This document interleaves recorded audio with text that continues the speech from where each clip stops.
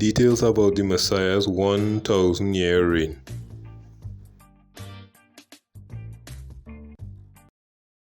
So, in the good news, there are scriptures where the Messiah Yahushua gives instructions to his disciples and to those who would read them after.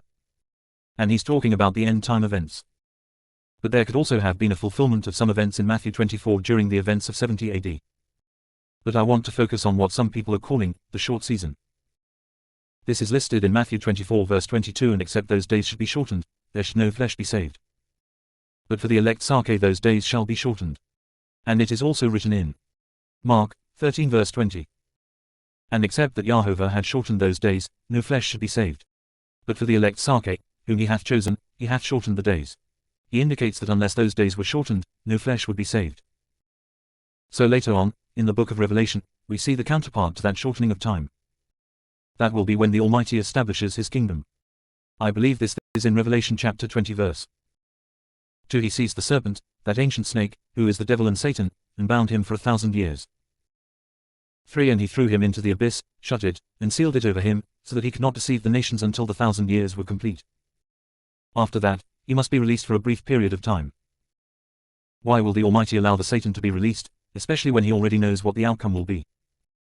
7. When the 1,000 years are complete, Satan will be released from his prison.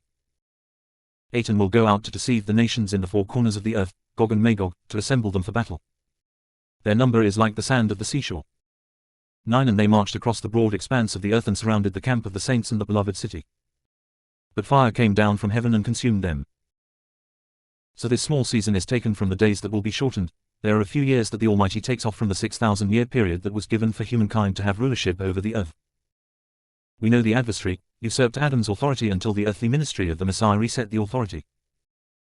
In Matthew 24, the Almighty is going to stop the process, because he says, unless those days were shortened, no flesh would be saved. So, at the end of the millennium reign, that is shown in the book of Revelation 20. After that, you're going to have the enemy being given the time.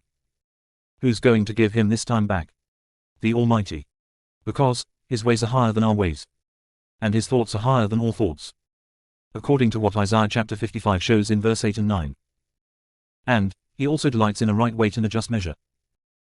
So, he's going to give back the adversary the right amount of time that was taken away from him in this era. That time was shortened to prevent all flesh from being destroyed. Revelation 12 verse 12. Therefore rejoice, O heavens, and you who dwell in them. But woe to the earth and the sea, with great fury the devil has come down to you, knowing he has only a short time. Then after this era is concluded, after a short time when he is released, that time will be a season of testing for the people who lived through a millennium of peace. 1,000-year Sabbath, that is the 7th part of a 7,000-year cycle.